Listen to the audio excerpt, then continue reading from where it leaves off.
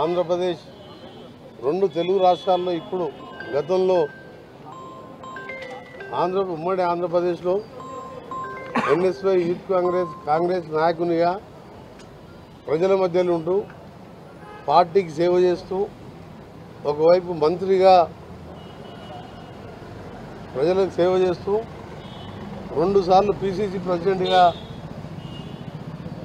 ఆ రోజు ఆనాటి ముఖ్యమంత్రి రాజశేఖర రెడ్డి గారితో కలిపి పోరాటాలు చేసి కాంగ్రెస్ పార్టీ అధికారంలో తేవడానికి కృషి చేసిన మహానాయకుడు.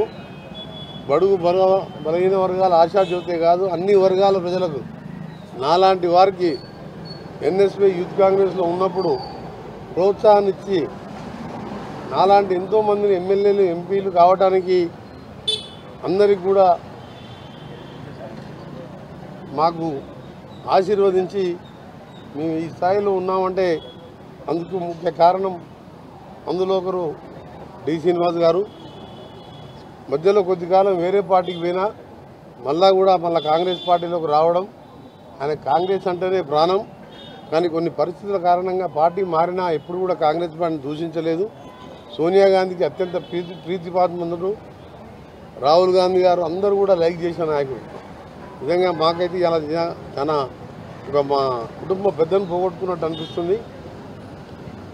ఈరోజు మరొకసారి మా కాంగ్రెస్ పార్టీ పక్షాన, మా కాంగ్రెస్ ప్రభుత్వం పక్షాన, తెలంగాణ కాంగ్రెస్ ప్రభుత్వం పక్షాన, నా పక్షాన ప్రగాఢ సానుభూతి తెలియజేసుకుంటూ వారి ఆత్మకు శాంతి కలగాలని భగవంతుని ప్రార్థిస్తూ వారి కుటుంబ సభ్యులకు ధైర్యాన్ని ఇవ్వాలని, మరీ ముఖ్యంగా వాళ్ళ సతీమణి ఎప్పుడు కూడా వెన్నంటి ఉండేవారు.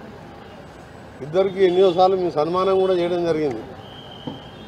వాళ్ళ సతీమణికి ధైర్యాన్ని ఇవ్వాలని కూడా భగవంతుని ప్రార్థిస్తూ తప్పకుండా కాంగ్రెస్ పార్టీకి ఈరోజు డి శ్రీనివాస్ గారిని ఆయన చేసిన సేవలు ఎప్పటికీ కూడా మర్చిపోలేదు. తప్పకుండా ఈరోజు ఆయన పేరు మీద కానీ ఆయన చేసిన సేవలకు కానీ మా ముఖ్యమంత్రి గారితో మాట్లాడి తప్పకుండా ఆ కుటుంబానికి మేమందరం కూడా ఎల్లప్పుడూ అండగా ఉంటాం. మరొకసారి వారి ఆత్మకు శాంతి కలగాలని భగవంతుని ప్రార్థిస్తున్నాం.